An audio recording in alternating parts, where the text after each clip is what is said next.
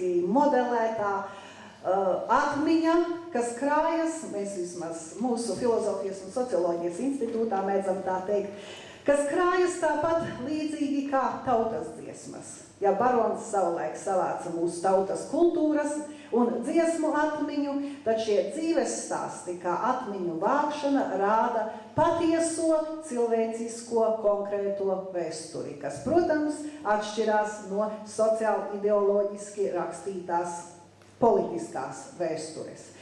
Man nav šobrīd informācijas, kā krāj un cik daudz krāj dzīves stāstus Amatas novadā, taču domāju, ja skolās ir aktīvisti, ja ir projektu nedēļas, tad šāds pasākums, kas vairotu arī Rīgā esošās kolekcijas, jūs pašu Amatas novada kolekcijas, būtu ļoti, ļoti vērtīgs, ieskaitot gan Sibīrijas bērnu konkrētās personiskās atmiņas. Sestā atbilde. Ko darīt, ja jaunums ir klātesošs, ja tas mēģina parādīties jaunos citos veidolos, un mēs to bieži nepamanām. Tas vienkārši izaug un apēd cilvēkus. Atbilde ir samērā utopiska, toties humāni cerīga. Ir jāpārvar cilvēku inertums. Nelikšanās zinis par citiem. Šī nelikšanās zinis ir ļoti tipiska mūsdienu džungļu kapitālismā. Kapitalistiskā neoliberālisma un egoisma pazīme. Es tikai pats par sevi. Man vienalga. Pat ja kaut kas sāktos Latvijā, kaut kas traģisks, kā armija šķērsot mūsu robežas, mēs ieraudzītu, manuprāt, diezgan drūmu ainu. Jo šis nelikšanās zinis par citiem sindroms ir spilgts. Tas ir kapitalistiskās, alkatīgās patērētāju sabiedrības izaudzināts sindroms. Ir bīstami turpināt dzīvot tādā izjūtā. Mēs esam ļoti maz runājuši, par to man saka vēstures profesors, mans kolēģis, arī Inesis Feldmanis fakultātē, ļoti maz domājuši, mēs esam maza un piesardzīga tauta, bet tomēr par kolaboracionisma tendencēm, par to, ka ir pietiekami daudz cilvēku alaži atradušies, kas skrien līdzi varas maiņām, kas nodos citus, kas savas izdzīvošanas dēļ nodos kaimiņus un izdarīs dažādas jaunuma lietas. Cilvēkos ir jāaudzina empātijas izjūtas. Vārds empātija ir svešvārds, taču kultūras teorijās tas ir ļoti populārs vārds, tas nozīmē iejušanās citā ādā. Tu pamēģini iedomāties, kā jūtas tas cits, kuru tu esi nodevis. Vai tu pats gribi tā justies? Empātijas izjūtas ir kultūras dziļākais pamats. Mēs neesam individuālas būtnes. Mēs esam sabiedriskas, sociālas, kultūrā, un es ļoti ceru, morālai audzinātas būtnes. Man šķiet, ka cilvēka daba nemainās. Tas ir jautājums, ko mēs ar studentiem universitātē apspriežam filozofiskās antropoloģijas kursos. Kāda ir cilvēka iedaba? Mūsdienās ir populāri teikt, ka daudz kas ir atkarīgs no vēstures, no situācijas, mēs mainamies. Bet ziniet, jo vairāk es par to domāju un lasu un runājos ar studentiem, man arvien vairāk rodas pārliecība, ka cilvēku daba nemainās. Cilvēks nav balta lapa, kā Loks domāja. Cilvēks nav altruistiska, mīlīga būtne, ka tikai daži ir ļaunie. Nē, cilvēka dabā ir ļoti daudz tumšu zemapziņas dzīļu. Ļoti daudz. Tās nevar izārstēt tikai psihoanalīzi. Tas būtu individuālā līmenī, kā Freids cerēja. Cilvēkā tumšās apziņas dzīles ir daudz vairāk arī kolektīvajos zemapziņas arhetipos. Un ir ļoti svarīgi, kādus instinktus un intereses katrs laikmets iznes priekšplānā. Ir ļoti svarīgi šos melnos instinktus, kas ir daudzos cilvēkos, un kurus mēs ieraudzītu, kā es atgriežos vēlreiz pie teiktā, stipri, es ceru, nereāli hipotētiski teikt tā, kas notiktu, ja kāda militārā vara šķērsotu mūsu valsts robežas. Instinkti atmostos, kolaboracioniski sapulcētos. Mēs nevaram ticēt, ka mūsu tauta būtu viendabīga, morāla, nenodotu cits citu un nekalpotu. Mēs tam nevaram ticēt, jo tas nav parasta lieta. Tieši tāpēc tikai tāda kultūra, morāli, kas vērtību hierarhijā, ir augstu pacēlusi altruisma, līdzcietības idejas, var cilvēkā mazināt individuālo egoismu un pretoties tirānijai. Tas izskan ideālistiski, bet nav jau nekā citā. Ir tāds cilvēku kopdzīves zelta likums. To stāsta visas civilizācijas. Tas skan tāpat Ķīnā, tas skan kristietībā, judaismā. Nedari citam to, ko tu negribētu, lai viņš tev dara, bet viņš tev dara ļaunumu. Tad neatdari ļaunu ar ļaunu. Kā jūs zināt, tā ir kristietībā ļoti sarežģīta tēze. Kā? Mūsdienās ir pietiekami daudz arī filozofu un ētiķu, kas saka, tas nav iespējams. Neatdari ļaunu ar ļaunu. Nē, atdarīsim. Bet vajag saprast kristietības bausli. Šo galveno mācību. Mīlēt ienaidnieku nenozīmē mīlēt ļaunumu viņā. Piedot grēku. Nē.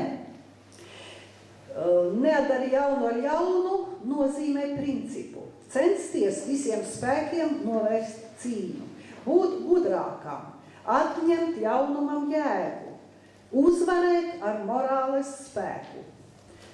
Mēs Zinātņu akadēmijā esam izdevuši pat jau diezgan daudz grāmatas, latviski un angliski, par nevardarbības kustību kopš 87., 8., 9. gadā, tātad līdz 91. gadam. Kāpēc mēs uzvarējām ar nevardarbību? Tas ir ļoti grūts jautājums. Viena daļa teorētiķi uzskata, ka situācija ielika šo iespēju mūsu rokās. No otras puses, Stālava Junča vadībā tiek attīstīta nostādne par nevardarbības spēku, bet tam ir vienmēr jābalstās uz morāli, uz milzīgu pārliecību par jēgu, un tas, ko mēs redzējām Tautas frontes laikos, uz milzīgu, ļoti godīgu un patiesu kopības izjūtu. Ja tas atkārtojas, tad nevardarbība ir iespējama. Ja tas nav iespējams cilvēku egoisma, individuālisma dēļ, tad nevardarbība nenovērsīs cīņu. Bez ētisko vērtību spēkā uzturēšanas nav cilvēcības. Un kā jau es teicu pirmajā atbildē, ļaunais var iegūt atkal jaunas agresivitātes formas.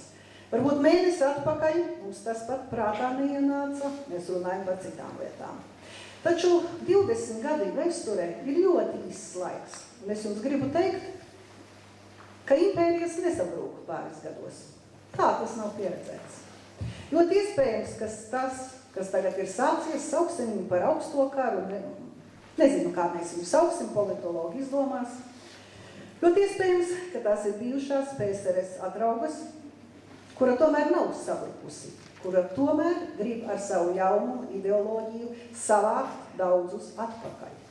Tas nozīmē, ka pie horizonta vīd jaunas, iespējamās agresivitātes formas. Tāpēc atmiņai ir nozīme arī attiecībā pret nākotni. Jo tā palīdz izsargāties no briesmām, kas varbūt tuvojas. Tieši tāpēc mums ir jāatcerās un jārunā par padomju laika deportācijām. Jārunā ne tikai ar līdzjūtību, ar empātiju, ar prieku par tiem, kas ir izdzīvojuši, atgriezušies, iekļaujušies Latvijā, strādā un ir veiksmīgi, katrā ziņā veiksmīgi par to, ka ir dzīvi, ir savās ģimenēs, bet mums ir jārunā par padomju laika deportācijām daudz plašākā kontekstā.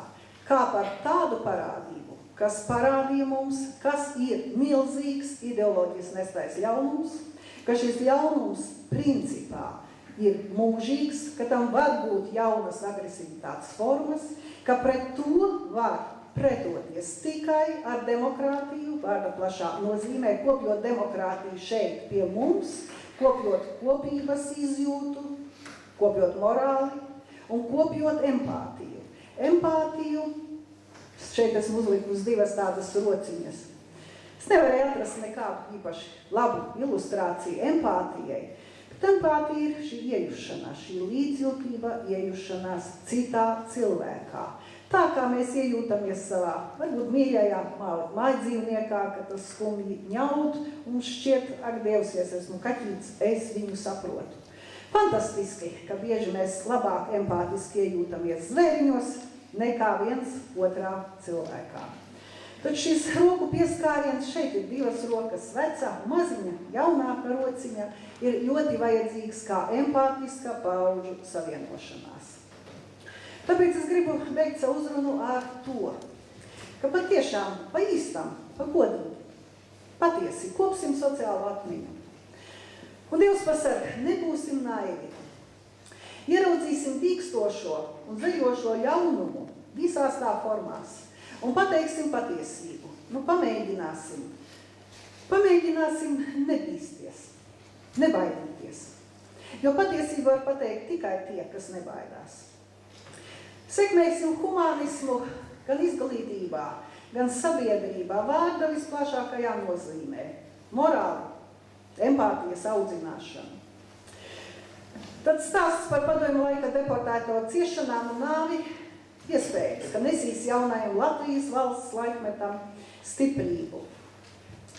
Melānija Vanaga, kuru mēs šodien godinām, ir teikusi: vēsture ir tīrības, brīvības un drošības izjūta. Viņa ir fantastiski pateikusi, tīpaši, jo mēs atceramies viņas traģisko likteni. Vēsture ir tīrības, brīvības un drošības izjūta, un šādas vēstures veidošana ir mūsu pašu rokās. Nu, paldies par uzmanību.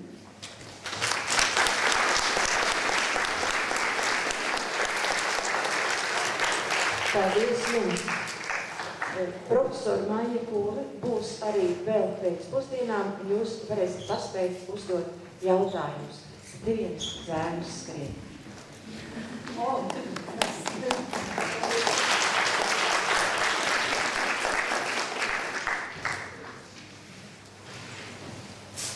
Tad esam noliekam savās domkrātuvēs profesors teikto un esam gatavi klausīties un domāt par sevi, kas es esmu, ko es domāju, kā es rīkotos. Ārkārtīgi ātri un īsi atbildi jums, profesori. Melānijas Vanagas muzeja pamatā ir tieši tas, ko jūs teicāt. Proti, video intervijas. Gan ar Melānijas Vanagas izsūtījumu vietas ķukķetas 18 bērniem, tas ir papildinājums viņas grāmatai, gan ar vietējo šeit Amatas novada Sibīrijas bērnu dzīves stāstu ir ierakstīti, gan arī Krasnojarskā meklēti latvieši un ierakstīts intervijas viņa dzīves stāstu. Tieši tāpēc arī tas ir pamudinājums man šodien šādai konferencei. Tur es redzu to lielo spēku un to ārkārtīgo jauko stiprumu. Nākamā lektore ir vēsturniece profesora Vita Zēliša. Lūdzu.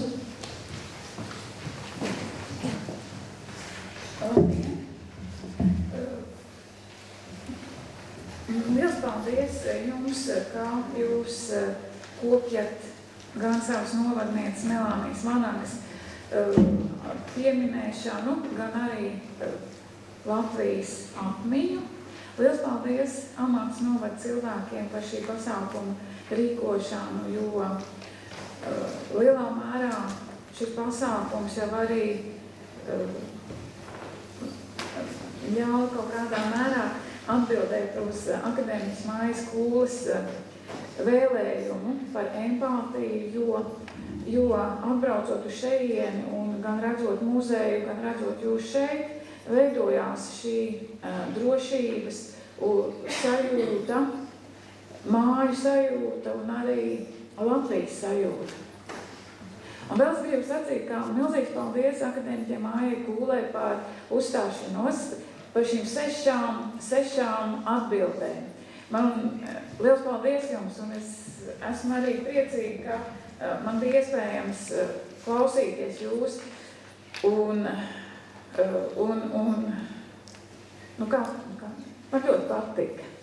Man liekas, tas bija vietā, laikā ļoti precīzi un pamatīgi un apkopojuši, un filozofijas vienmēr jau ir šī priekšrocība un bagātība, paskatīties it kā no augšas, paskatīties caur gudrības prizmu, caur kultūru tekstu prizmu un novērtēt un apkopot un savākt un definēt un atgādināt.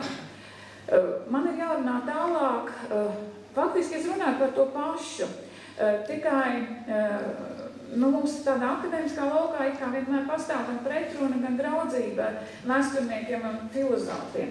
Vēsturnieki vienmēr ir tuvāk zemei, filozofi ir debesīs un kā lai to saka? Nē, tas nav ideālisms, tā ir, nezinu, varbūt līdz runas beigām izdomāšu, kas tas ir, un varēšu pasacīt. Jo man ir arī jāsaka, tāpēc, ka akadēmiķiem Mājai Kūlē, ka tad, kad mūs uzaicināja uz amatu, bija pilnīgi cita situācija. Vakarā domājot, ko mēs varam sacīt, ir it kā šajās 2 nedēļās ir tik daudz, kas mainījies, un arī tīpaši runājot par šo tēmu ir mēģināt runāt pilnīgi savādāk, un no otras puses visu laiku saprast šo savu laimi, ka mēs esam projām, mēs esam jau tik tālu no, kaut kādā mērā mēs esam tālu no Padomju Savienības aizgājuši, un skatoties televīzijā, to, kas notiek Ukrainā un Krimā, tas ir tā kā brīdinājums tur nenonākt atpakaļ. Tad manā runā, ko es sākotnēji gribēju stāstīt, es vairāk gribēju runāt par to, kāpēc mums ir vajadzīgs vēstures zināšanas, kāpēc mums ir nepieciešama atcerēšanās, un tā visvienkāršākā atbilde vienmēr ir identitāte. Jo identitāte mums ir vienkāršais jautājums, kas es esmu, kas mēs esam. Un šajā schēmā, ko esmu ielikusi šajā slaidā, kas redzams uz ekrāna, ir šīs nacionālās identitātes daudzās dimensijas, kas arī šobrīd tiek vērtētas un izsvērtas, un atmiņa, atcerēšanās, sev pagātne ir viena no tām. Varbūt, ka man viņu vajadzēja izcelt, iezīmēt svarīgāku, jo atmiņa tā vai citādi iekļaujās arī citās dimensijās, jo visām dimensijām galvenā jēga ir veidot piederību. Jo piederība ir drošība, arī piederība varētu būt morāla, tā ir mūsu kultūra, mājas un daudz kas cits, kas mums pašiem saka, kas mēs esam. Runājot par atmiņu, par deportācijām un arī kaut kādā mērā pildot savu misiju, proti mēs augstskolu pasniedzēji, mēs esam savu veidu arī tādi kā rupori, kas translē tālāk zināšanas, mēģina nodot zināšanas. Tā mūsu ikdiena parasti ir tāda, ka mūsu uzdevums ir lasīt grāmatas, ideālā veidā. Mūsu uzdevums ir lasīt grāmatas, un pēc tam to jaunāku, un tā nemitīgi. Un tad mēģināt saviem studentiem vai arī citās auditorijās stāstīt to, ko mēs esam jau uzzinājuši, jo vēl viens arī, kā Māja Kūle ļoti lieliski uzsvēra, mūsu vērtība ir demokrātija. Bet spēcīgas demokrātijas ir tāda, ja ir gudra sabiedrība. Un tāpēc izglītībai un zināšanām ir ļoti liela nozīme, jo mēs esam gudrāki, jo mēs esam vairāk atvērti demokrātijai, sarunai, diskusijai, un tāpēc arī skolas izglītība, skolotāji ir ļoti svarīga sastāvdaļa gan mūsu šodienai, gan arī nākotnē. Kā daudzos veidos. Es gribu teikt, ka mēs paši arī mainamies un mācamies nemiklīt tālāk uz priekšu. Un šajā savā runā esmu izveidojusi dažus orientierus, dažas atsauces uz nozīmīgajiem domātājiem rietumu pasaulē, kas pasaka mums ļoti svarīgu par mums pašiem un arī, protams, mūsu laika kontekstā par Krieviju un mūsu saistību ar Krieviju. Viens no tiem ir Deivids Saters. Man jāsaka tā, ka kā jebkuram cilvēkam arī šajā laikā man ir vairākas mīļākās grāmatas. Un kaut kādā mērā šī mana prezentācija ir stāsts par dažām manām šobrīd mīļākajām grāmatām. Šeit ir viena no tām. Kā jūs redzat, esmu paņēmusi līdzi. Grāmata ir ārkārtīgi melna, briesmīgs, vāks. Grāmatas nosaukums ir, tas bija sen, un tas nekad nenotika.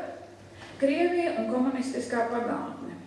Šī grāmata manās rokās nonāca jau 2 gadus atpakaļ un savā veidā nolika spoguli priekšā pār Latviju.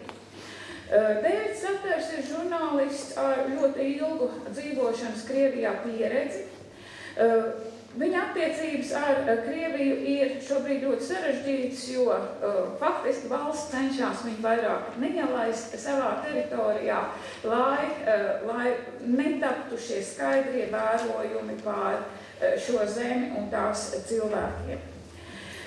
Kāpēc šo sarunu par Deividu Sateru, šo grāmatu, šo nosaukumu par pagātni? Ieklausieties vēlreiz. Viņš saka par pagātni, par Krievijas komunistisko pagātni, viņš saka tā saucamā mazā ikdienišķā, banālā cilvēka domāšanas veidā. Tas bija sen, un tas nekad nenotika. Jo tā ir drošāk sacīt vai atteikties no tā, ko negribam dzirdēt. Proti pār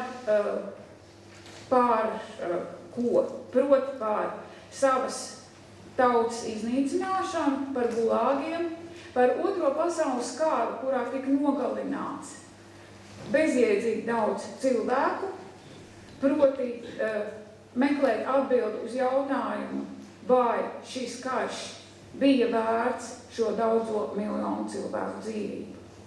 Un, protams, ka šī atteikšanās no pagātnes izvērtēšanas, no pagātnes morālajiem kritērijiem, nav tikai šī pagātne, bet tā ir arī Krievijas šodien. Šajā grāmatā ir ļoti labs grāmatas ievads. Grāmatas ievads, kas mūs jau ieved gan Krievijā, gan tās attieksmē pret pagātni. Proti, grāmatu Deivids Saters savukārt vienkāršu stāstu par to, kā viņš ierauga, ka atteikšanās runāt par komunisma upuriem ir savādījusi Krievijas sabiedrības morāli. Viņš to nosauc par morāles koroziju. Proti stāsts ir tāds, 2002. Gada janvāris ir viens jauns cilvēks, vārdā Taras Šugājevs. Viņam ir 25 gadi un nodarbošanās necila. Viņš spēlē biljardu. Un tad kopā ar draugiem paspēlējuši biljardu, ir svinējuši, iedzēruši un tā tālāk, iet mājās, un Taras šķiet, ka atslēdzās. Ko izdara draugi? Draugi viņu pa jokam ieliek turpat blakus stāvošajās miskastēs. Tik tā mums stāsts liekas smieklīgs, vai ne? Un tad vienā mirklī tie smiekli beidzās, jo kas notiek ar Tarasu tālāk? Taras pēc mirkli pamostās, pulkstens pusnaktī, naktī, un pamostās viņš jau atkritumu mašīnā, kas izved atkritumus. Un tad Taras mēģina zvanīt, viņam ir telefons, mūsdienu tehnoloģijas, viņš zvana uz Maskavas glābšanas dienestu, un viņš sazvana un saka, ka es esmu šajā atkritumos. Un viņam jautā, ko jūs tur darat? Viņš atbild, es nezinu, es esmu tur nokļuvis, palīdziet man. Kas notiek tālāk? Tālāk vienkārši šie glābšanas dienesti cilvēki smējās par viņu. Labs joks, vai ne? Puisis atkrituma mašīnā. Un saka, ka viņam viņš piezvana draugiem. Tā, saruna beidzās. Puisis sazvan pēc pāris minūtēm vēlreiz un saka, ka viņš lūdz palīdzību, ka viņš ir jāglāb, jo tūlītās tā mašīna viņu samals, viņš jau sajūt ķīmiskās vielas un ka viņš būs pa galām. Un viņi turpina smieties, glābšanas dienests, un tad viņš piezvana 3. reizi, un vairāk, un it kā kliedz, un pēc tam viņš saruna atslēdzās un pazūd. Tās ir aptuveni 10 minūtes sarunas, ko pēc tam ir atraduši šī jaunieša vecāki, tad, kad vecāki zāni meklēja, viņi nekur viņu neatrada, bet apzinot visādus iespējamos avotus, tiek atrasti šie glābšanas dienesta sarunu ieraksti. Deivids Seters uzdod jautājumu, ja jau glābšanas dienests, kur profesionālais uzdevums ir glābt cilvēkus, šādā situācijā smējās, tad kas tad īstenībā notika? Viņš savā grāmatā dūmu šķietina tālāk. Tas, ka visu laiku Krievijā tiek teikt šī cilvēka statistika, nogalināti ir tik daudz, bet mēs uzvarējām, nometnēs nomira tik daudz cilvēku, šie miljoni, bet mēs izveidojām industrializētu valsti, kas varēja uzvarēt karā, aiz šiem cipariem, aiz šiem visiem attaisnojumiem ir zuduši šī morālā jēga, un ar morālās jēgas zudumu ir zudusi viena cilvēka dzīvības vērtība. Un viss šis stāsts, protams, kā Latvijā kļūst aktuāls, atceroties Zolitūdi, kad arī, mēs teiktu, tā vienaldzība pret cilvēkiem, kas ir veikalā, ņēma virsroku pret profesionālo pienākumu un vēlēšanos biznesām labi strādāt. Un tāpatās arī visas citas cilvēku dzīvības vērtības, vai autoavārijas, vīriešu mūža zemais ilgums, daudzās pašnāvības, nav arī tā pati vēl joprojām mūsu pašu sajūta, ka cilvēka dzīvība nav galvenā vērtība.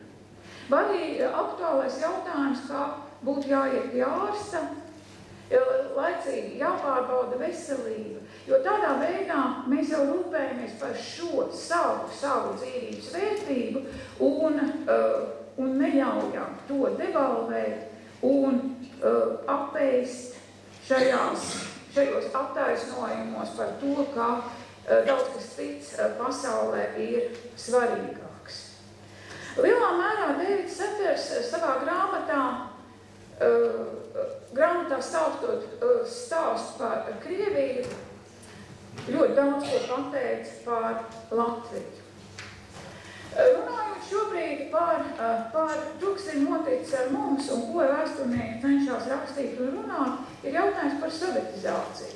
Sovietizācija ir ar mums notikusi kopš mūsu okupācijas, jo tās galvenais uzdevums bija Latviju iespējami ātrāk integrēt Padomju Savienībā, darīt līdzīgu un vienādu ar visu pārējo pasauli, šo pārējo padomu pasauli un veidot atbilstoši savām interesēm.